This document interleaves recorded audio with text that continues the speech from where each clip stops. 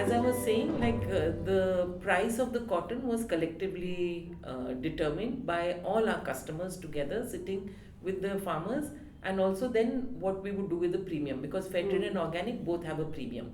So that was a collective decision with the farmers of how the premium would be used, so that year on year they could come back and see, a betterment in their own situation, whether they wanted toilets or they wanted, classrooms or I don't know, wells. There were a lot of things that they required. And on this side, like, my manpower started growing. We were from 10, we became 20, then 25, then 50, then 100. And by 2015, we were about 100 employees. And out of that, 95% were women. Now, there was a policy in the company that we would not take anybody who had new stitching and has worked in a factory earlier. Interesting. Why that? So the thing is, when they have worked in a factory, which is a conventional factory, the HR, the way of handling them is very different than what we were trying to do. And they then get used to certain ways and habits, and they bring those bad habits with them here. And also, when they're working in big factories, their eye for perfection and quality is not there. It is only quantity, because they used to be paid by piece, whereas we were not doing a piece rate. We were doing on monthly salary. And so for us, quality was very, very important. And therefore, we took only girls. We had identified 4 villages around Pondy. We would take the girls from there. Our bus would go, bring them to our factory. 8 weeks training we used to give them. Okay. And then they would be put in our production floor. So 8 weeks here. And that was also a way of us to plan of growth. If we wanted to grow this company, and that was definitely very, very much in my vision, is to grow the company and to give more employment to women, from living wages, minimum wages, move to living wages. So these were all already there. And so for us, getting them fresh was very easy then to teach them what is about ethical business. What are the rules? We used to teach them rules. We had internally ourselves 3 unions in the company. One by the workers. We encouraged them to have a union. We had an external union, and 2 external unions outside. So for us, it was very important that the workers understood why we did that. It was for their benefit, and for them to really understand that it's not necessary that all business are exploitative. But it took a long time. For us, just to give you an example, we used to initially pay them by cash. Their salaries were paid by cash, and we noticed that their husbands were always waiting outside the gate. So the moment they would get cash, the husbands would take the money from them. Then we realized that that's not on. So what we said is, why don't we start opening a bank account for them? When they were 150, we were 150. We said, okay, let's open a bank account. It took me 1 year to move everybody from cash to bank account, because they were so used to this handling of, their whole mentality was a day-to-day situation. How to shift that mentality, that pattern into, how can we save? So we used to have bank managers who would come, explain to them, and we got them ATM cards. These cards they used to keep with their brothers or their fathers, even though they were married, to learn themselves. So it was not only running a business, but it was empowering the people we were working with. And a lot of people would tell me that, even my brands that we would work with would tell me that, why are you, having so many women? Because absenteeism is a big problem. If they have children and their children are not well, their families will tell them to stay at home. Any festivity, the woman has to stay at home. Any guest that comes, the woman has to stay at home. So yes, it was true. Our absenteeism was at 15%, which is super high for a production floor. True. And so we were handling this issue and trying to understand what to do and how to tackle it. Now I keep that aside. That is an issue that we had to handle. And I'll tell you another anecdote that we did, which is not linked, but then I'll show you how they got linked later on. Okay. So there was one incident that happened in my own personal family where my sister-in-law passed away because of breast cancer. And because we had so many women and this something happened so close to me, I thought it's important that we should have this awareness program and a test for all the women who are working with us.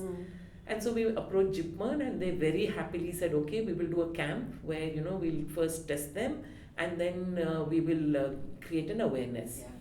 And the whole thing was supposed to, they said we'll bring 12 doctors, one room will convert it and all, and so that was done. But then I realized like in 3-4 hours it would be over. So why don't I extend it to the family members also of our workers? Yes. So then we have expanded it to everybody. Their mothers, their daughter-in-laws, mother-in-laws, sisters, everybody could come after a certain hour. We didn't stop our work, line by line we had organized and the whole test was done.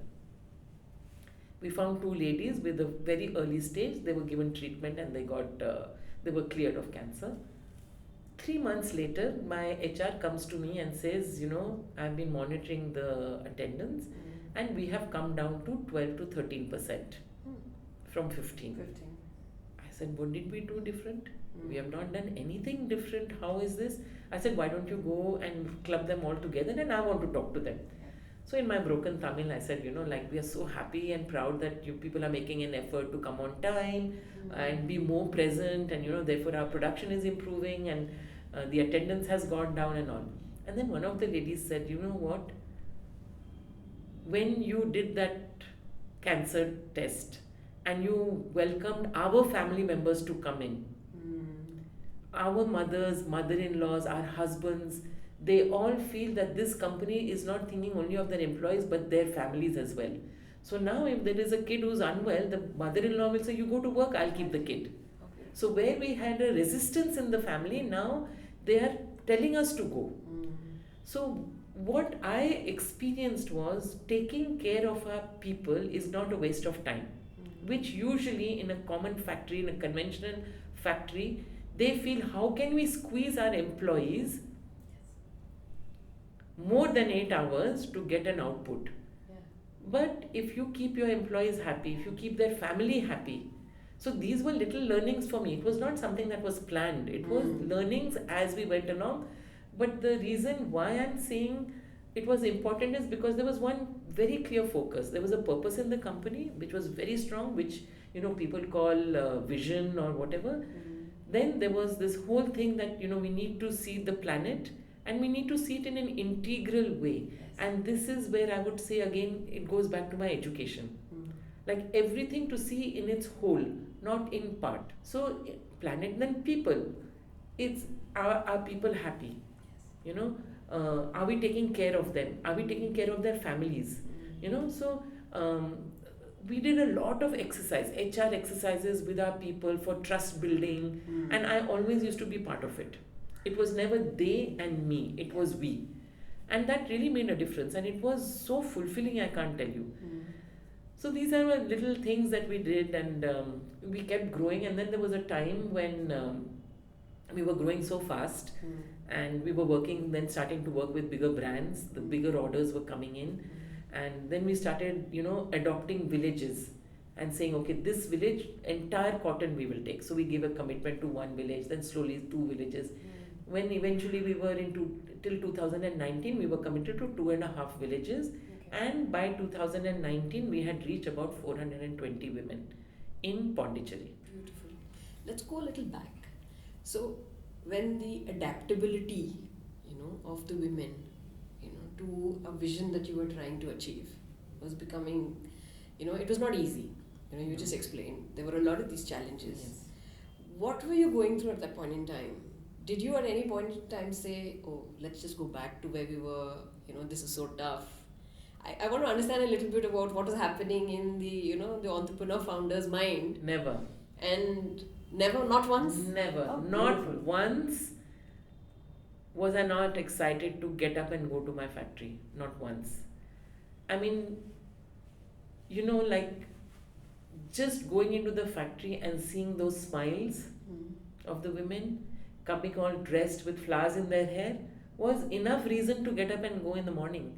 Just to see the improvement in the lives of the farmers was purpose enough for me to go every month or every alternate month to the farms to talk to the farmers. So there was never a doubt, there was never a hesitation to say, oh my god, it is too challenging. For me, it was just excitement. It was pure adrenaline actually. And it was seeing improvement and impact. So we never did something that was not true to our purpose, to the extent that we were a zero waste company. Not one bit of our waste would go out into the bin. Everything was used, Okay. from the threads to the buttons to the zips, leftover zips, and all. So I used to call myself not a factory. I used to position myself with my customers and my brands as I'm an enabler. You have decided to move towards sustainability. I can enable it. So what happens is, even your position, the perspective of buyer and manufacturer producer changes, Yes. and you are equals then. And that was an effort that I used to make with all my factories, my entire supply chain. I said, you have to not think that you are a yarn producer and he's the buyer or I'm your buyer. We are all in it together, and if we don't work in a way where we empower each other and we respect each other and we know that without this person we are incomplete, we will never be able to bring change. So that was a huge effort from my side, and it's not easy. The mentality we are always in, oh, they are the buyers. Now whatever they say is So there's this written in popular gold. belief, no? The Yes. customer is king. King.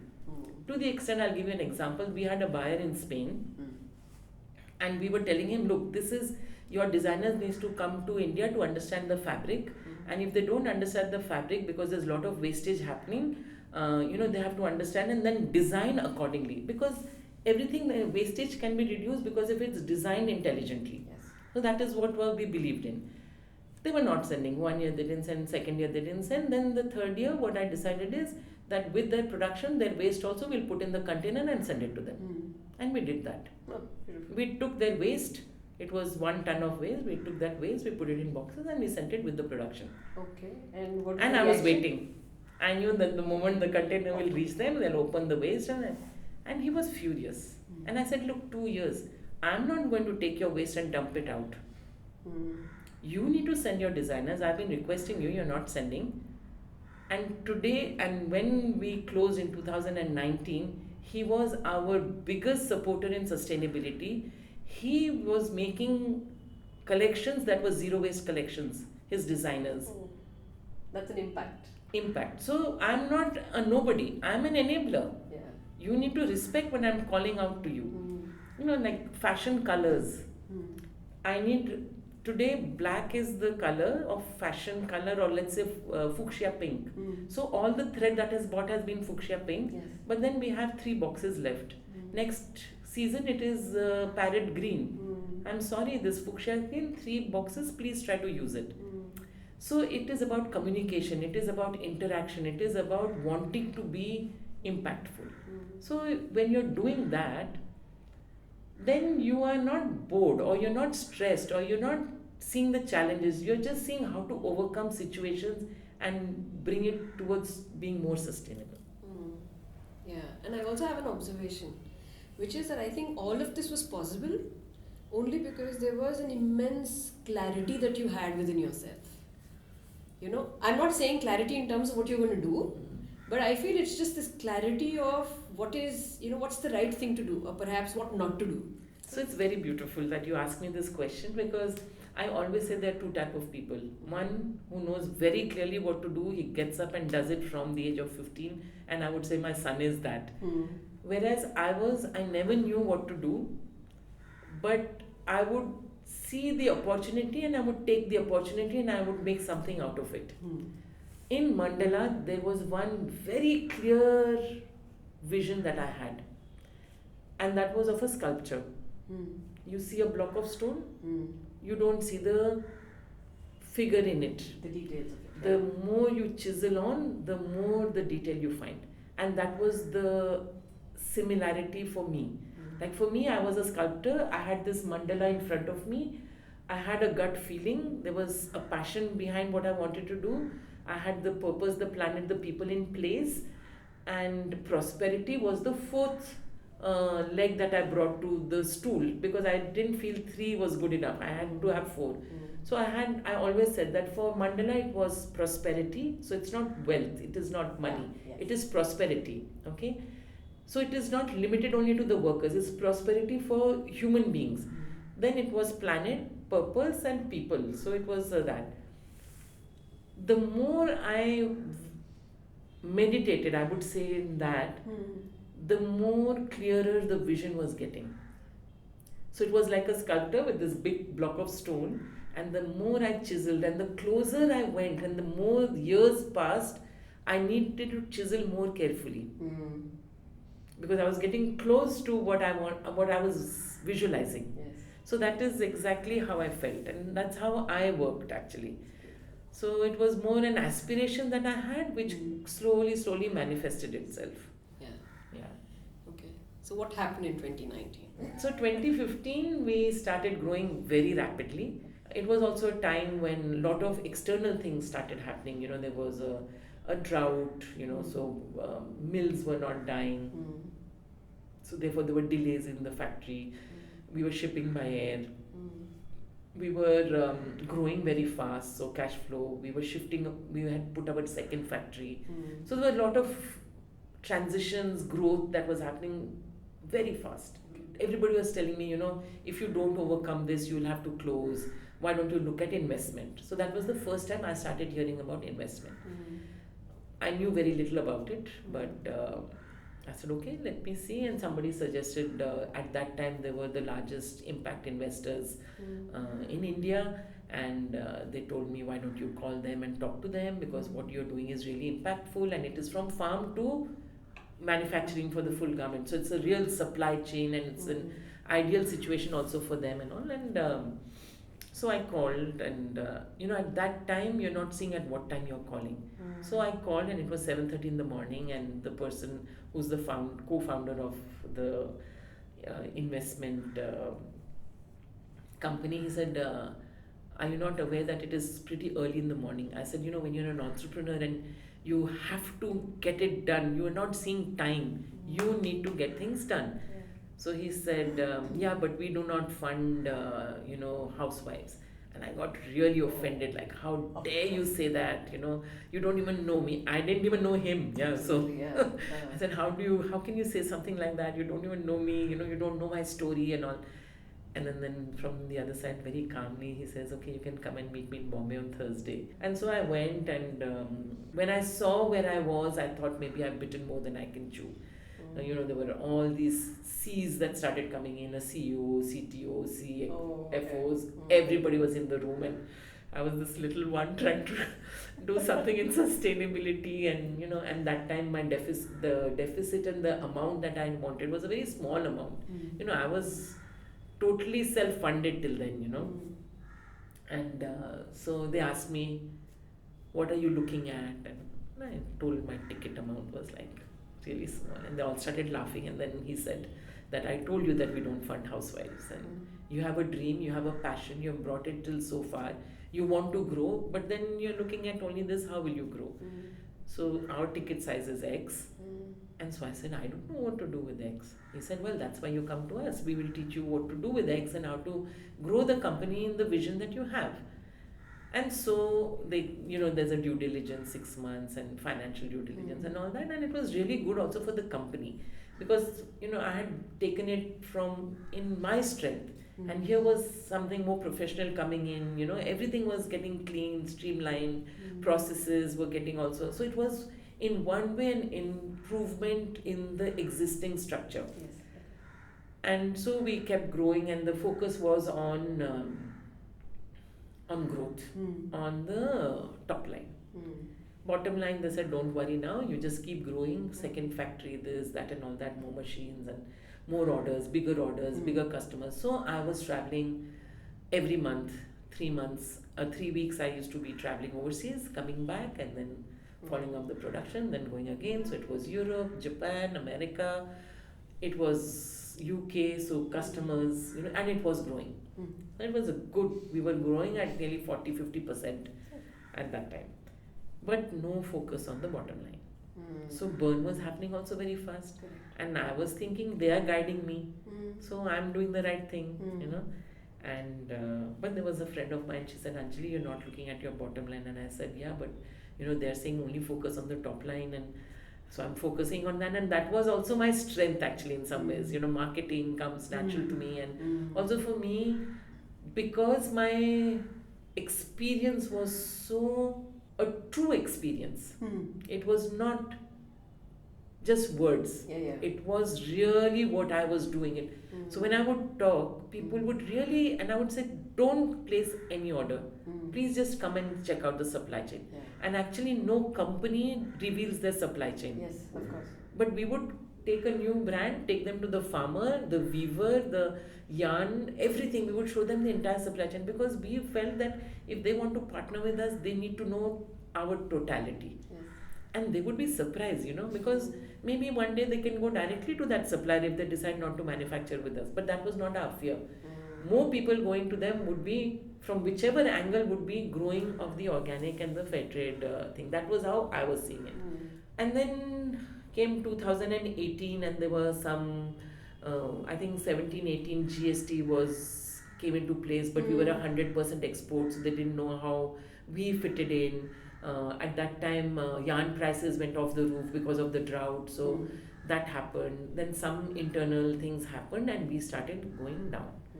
And our cash burn was happening faster because we had done, a lot of investment and growth, and it started going down. And then I started thinking, oh, I need to look for a second round.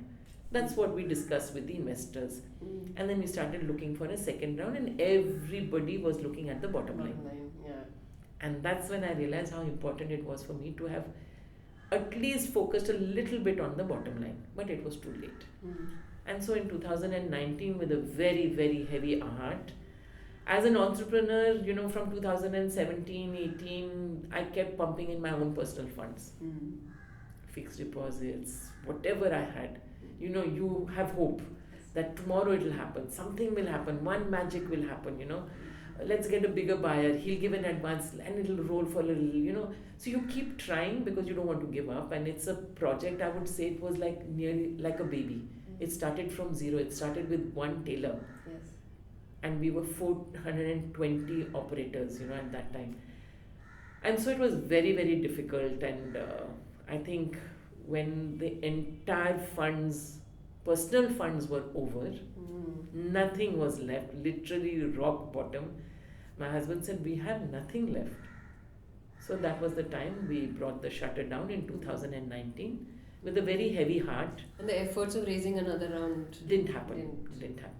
I went to auditors, and I think this is also very, very important, like I went to several auditors, and they all said that, you just file for bankruptcy, then you don't need to pay this, that, and all that. And it just didn't sound right. I had worked for sustainability, I have worked for equality, I have worked for workers' justice.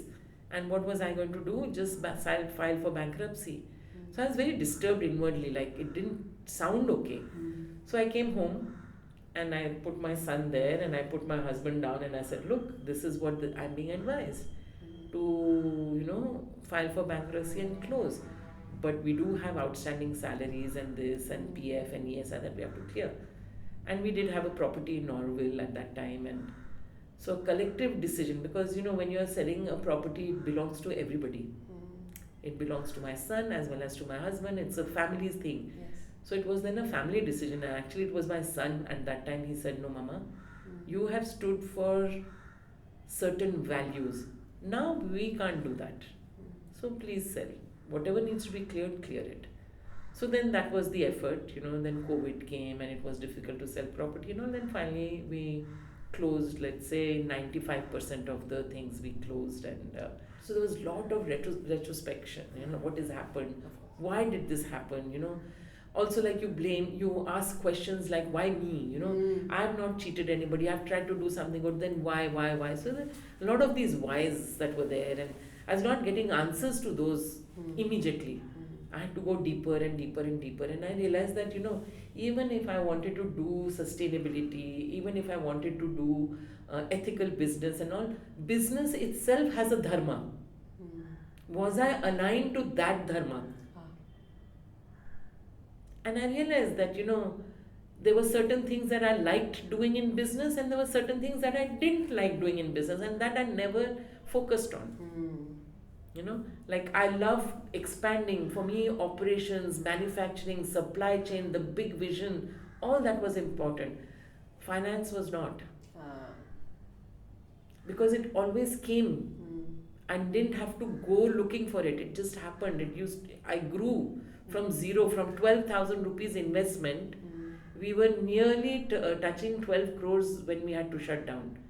It just happened. I didn't have to think about it. But that's not the way business runs. So how do you, as an entrepreneur, how do you bring together sustainability, you bring purpose, you bring the ethics, equality and justice for planet and people, by still keeping the dharma of business? You cannot negate that. And I think I was a little too naive, and I did not give the importance that business needs to happen. As an entrepreneur is one thing, a businessman is another thing. True. And I didn't manage to bring those two together. And I think also the other thing is, you have a pot. A pot can take that much. And I think my pot was a size where I should have been intelligent enough to take what my pot could contain. What I got from my investors was more than what my pot could contain, and the pot actually broke. I didn't have the infrastructure, the right managers, the right people. You cannot be of a certain size and then get a really high level manager in it, because he will not understand your operations, because he's been working with maybe a factory with 2,000 machines and with 2 buyers and making only pants or making only shirts. We were a multiple product category factory to create sustainability. There was a short journey in the fair trade, and the fair trade was a movement that is picking up a lot in the West, and it is picking up in India as well. And I was very involved in the fair trade movement. I was there in pushing the envelope to living wages, and we were the top. We were just 3 factories globally that were paying our supply chain and workers a living wage. So that was an effort and work that we were doing, and which was super interesting, and I was very involved in that. And then it so happened that I was traveling overseas for a conference where I was asked to speak about Mandala and the work that we had done, and on sustainability and on fair trade. And that is the time I came across the fair trade towns movement, where there are multiple stakeholders. It's shops, schools, businesses and all. They all work on a common platform of fair trade. That really excited me. And I brought the fair trade towns movement to India. And along with 2-3 other people, we co-founded the fair trade towns movement in India. And for 2 years, I was nominated as the national coordinator for the fair trade towns movement. So there we did conferences. We brought in many more towns like Jalandhar and Pondy and Nilgiris in Kotagiri. And then there was Coimbatore and smaller towns and cities that were wanting to engage, either through schools or businesses or through other platforms. And then in 2019, around the same time, parallelly to what I was doing, my husband, who had started a sailing association in Pondicherry in 2011, wanted some help, and he asked me whether I could spend some time there. And I think it did me really good, because it brought me back in connection with nature. And I was going through a very difficult time, and very inwardly very distressed. So really connecting with nature, being there, with sailboats, and because it was a sailing association, we used to have kids and adults who would come, and I was taking care more of the administration side, ensuring that boats are repaired, that our membership is growing, that everything is in order and all. So that really helped me a lot inwardly to start letting go and also being connected to the ocean, I used to do a lot of gardening over there. Nature started teaching me that you need to let go. There is, life and death, and there's nothing that is eternal. And for me, mandala was something that I had never dreamt that would ever close. Yeah. So there were a lot of learnings through the environment in which I was for 2-3 years. And I think 2020 COVID also brought a big change. You really understood the importance of family, of being at home. I was never at home. My child grew up, and as businesses or entrepreneurs, very often it's the family that suffers, and you're so engaged and excited about the things that you're doing that you overlook that there is also others who might need your attention. Yeah. So I think that was an incredible opportunity for me even to connect with the family, and that was healing. I needed to be healed, I needed to be nourished. Yes. So these were all the little things that were helping to heal and nourish. And then in 2021, my son completed his education in the school here in Pondicherry, and he was ready to move out of home and start his masters and all. It has always been my husband's dream actually to have a slightly larger sailboat, and he's always been connected to water like scuba diving, sailing, surfing. So then we decided that if nothing else, let's just buy ourselves a sailboat and let's start a new business. Because we felt that there was a lot of people who wanted to experience sailing. Yeah. When they would come to the association, the guests, the relatives of our members would ask for it. But that being an association, we could not mix the two. So then in 2022, we bought our first sailboat. We actually started working together after 35 years. Wow. So we are very different temperamentally, and we had a long discussion and conversation around that to say, okay, he's more conservative, I'm a little more aggressive in the way I've done things. Can we find a middle path? Can I slow down a little? Can he step up a little? And I think so far, touch wood, it's 2025 and we're still working together. Yeah. And so we started a company called Aqua Terra. So aqua is water, which is his element, and terra is my element. So we called it Aqua Terra, but our brand is called Pondy Yacht Club. And we offer sailing experiences to guests who come and visit Pondy. There was a little story, if I may, before we bought the boat. Okay. So there was expedition that was supposed to happen. No, a competition that was happening from Chennai to Rameshwaram, and there were legs. Like we had to do certain legs. So there was Chennai to Pondy, Pondy to Tranquebar, Tranquebar to other places and all. So this is a sailing. Sailing, yeah, it was a sailing. It was an international offshore regatta actually. Ah, okay. Okay, so it was a proper competition. And Filio wanted to participate, so I said I can't do this, but I can do one leg, which should be the easy leg, like we are downwind, so we come with the wind and there's no delay and hesitation and all. And everybody told me that you can do from Tranquebar to Pondy. It'll take about 6 to 7 hours, and I said I was super excited. I said, yeah, this I can do. And so I get on the sailboat, and we had a very, very good crew. We had Captain Donde, he had done the whole world on the seas on a sailboat.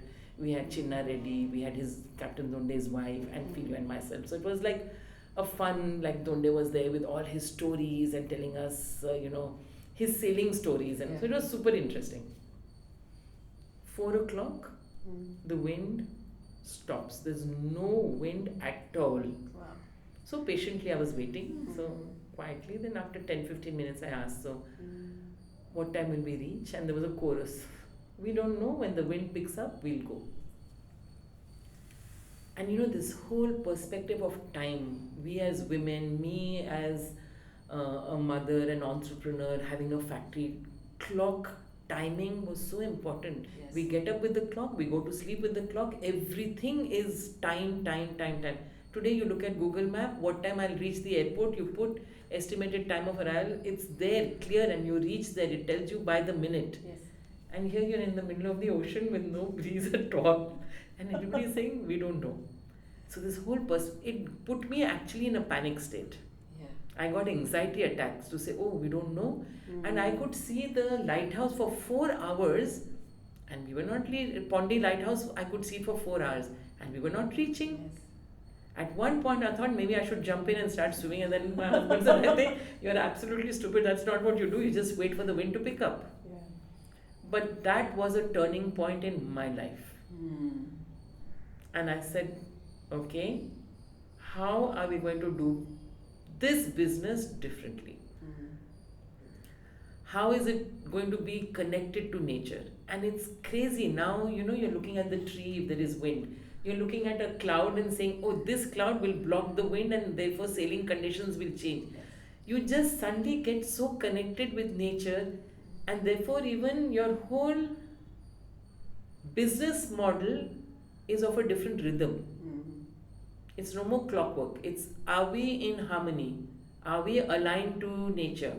You can't sail if there is no wind. So even if you have bookings, you have to call your customer and say, thank you so much for booking, but today there is no wind and I'm sorry, if you want, you can come tomorrow. That was not easy for me. Yeah. We don't say sorry that we can't. Your consignment has to go on 30th of September, it has to go on 30th. Your ship vessel is waiting in Sri Lanka, it has to get connected. There's no, it can't. Yeah. So there have been lot of changes that I have had to make within myself of how I used to work before, the patterns. So it is actually coming like a full circle, Yeah. And I think so many times I've asked myself like what went wrong in Mandala, and I think I lost the true purpose, and I was going astray, and there was no way for me to come back on track, but this had to happen for me to really rediscover my true purpose, Yeah. what I am come on this world for. There it was like I want to touch and change 50,000 lives was my target. From farmers to schools to women to, so 50,000 I used to write it in my blackboard, and there used to be so that was, maybe that's not my purpose. Maybe that was the purpose. That was then. the purpose then. Yes, you're right. And maybe things are changing, and with age, I think you realize different things. You need to nourish. I really needed to nourish myself, and this platform has really given me that, and it's also a way of giving back. Yes. So I do still take care more of the administration, the marketing, the growth of the business, but the growth is always with a conversation.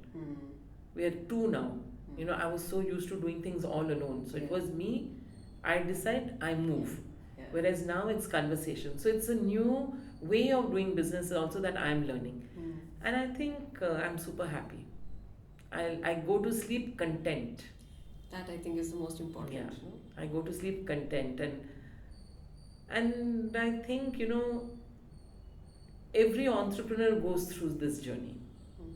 You're aggressive, you want to, you think, and then you taper down, and then you get into what is your true value, and that's a journey of so many entrepreneurs. But there's one thing that maybe most of the entrepreneurs will tell you is, when you get into something because you're passionate about it, fear is not there.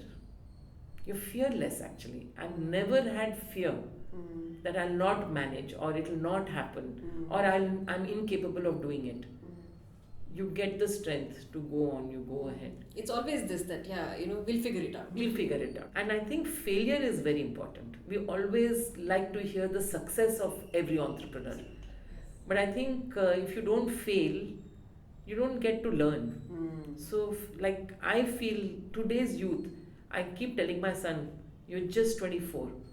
Succeed, fail, succeed, fail. So with your failures, you learn so much more. True. Because we always want to hear the success story of every entrepreneur. But I think it's so important, that through this platform that you're trying to create, that we hear what were their challenges, what were their failures, and what have they learned from their failures. Absolutely. And for long I had a guilt. Oh, I failed. Okay. So you live with that guilt. Oh, I failed, I wanted to be there for everybody, but I was not there, so I feel guilty. But I think then you have to overcome that and tell yourself that no, I did the best in my capacity at that time, and I have learned. I'm not perfect. The tendency is to put the benchmark very high, to demand a lot from yourself. Yes. you take responsibility and then you think the entire responsibility is on your shoulder, which is true. You have to be responsible. I don't True. say Yeah. that you shouldn't be. But it's not like so much that you start feeling guilty when it doesn't go well. Okay, I failed. Admit it. Yeah. I was not being able to admit it for years. Okay. Interesting. I would feel guilty. Yeah, because after having journeyed with you through your story, I have a perspective, because when you look at whatever happened through, the initial experience of yours, as being an entrepreneur in Italy, moving and, you're interacting with fabric. Yes. And then moving to something which you wanted to create, where you said that it's not just going to be for me or my vendors, yeah, but it's going to be for the entire community and the world at large. All of these were meant to be, and you were just an instrument through which all of these Absolutely. happened. Absolutely. And perhaps it was the right time because the purpose was served, Yes. and you had to just drop it. So when you look at it from that perspective, it is so much of a learning and also teaching the world what, because many of the standards that perhaps people are adapting right now was something which happened in Mandala. Absolutely. Because it just needs a little, spark Absolutely. for something to take on. And, I parallel it to also something which has been a part of your life, which is growing up in Auroville. Yes. Because, I personally believe that whatever happens in Auroville, is with a purpose, which later becomes a norm for the world. Yes, So yes. this- Like we were actually pioneers in what we were doing at that time. Yeah. Today brands are looking at sustainability and we were already doing it, and getting the supply chain fully certified was not easy. And today's certification is very easy. People can buy. So there's a lot of greenwashing that is going on and all. But that time, those years, we were all in it authentic, and that was a power actually. Absolutely. I'm talking from the farmer to the yarn merchant it was an amazing period actually for what I would say was the start of the organic and the fair trade movement. There were really people who believed in it. It was not just, okay, Anjali has come and wanting, we were actually having deeper conversations around it, So even the industry was changing at that time. Today maybe industry has already changed. There is now more on sustainability than just organic and fair trade, like you have alternate yarns and all that. But at that time the transition was happening in the industry. Yes. So it was super exciting time. But I must tell you the choice of the name. So, we were first called Creative Art of Souls. Okay. So that was like the souls, creative art, and then when the investors came in, they said, no, this is too long. This thing, can we use the abbreviation? So CAOS. It became chaos. Okay. Okay. Interesting. And then I realized after a couple of years that this doesn't work for me, and I had to find another name. And then I like the name Mandala, but there is a huge significance behind that name. And I really wanted Mandala to be a selfless company, a company that is not, because I told you I wanted 50,000 people to get impacted. So it's not about me, it's about the people and how we can create impact for the people around us. And so when Mandala, the name was chosen, it was inspired by the Tibetan monks. So they make these colorful sand mandalas, yeah, and it's like a meditation for them over months. Yeah. And once they've completed it, then they just blow it all away. So for me, that was the important thing, that I'm going to create something where there will be no ego. It will not be me. And I think that's something I lost on the way. That's the only explanation I can give. I got carried away, I lost it on the way. Maybe the ego became, larger than what my true purpose was. As a pioneer to a lot of things, okay, and the immense learning that you have, you must also be seeing a lot of change in the way the youngsters are these days, the way they think, as well as the influences that are there. If you had to give a set of, pointers to young entrepreneurs these days who want to start out, okay, because also see, the world has moved to technology. And you dealt with something which is very, very, hardcore material, right? That brings in a different perspective. So if you had some pointers for entrepreneurs who are picking up these ropes to building anything, what would it be?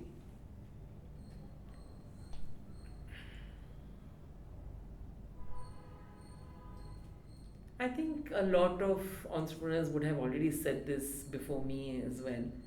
I mean, you must have a very strong purpose, whether it is in technology or it is in manufacturing or production and all.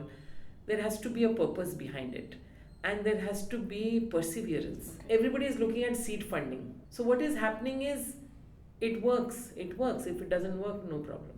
Ah.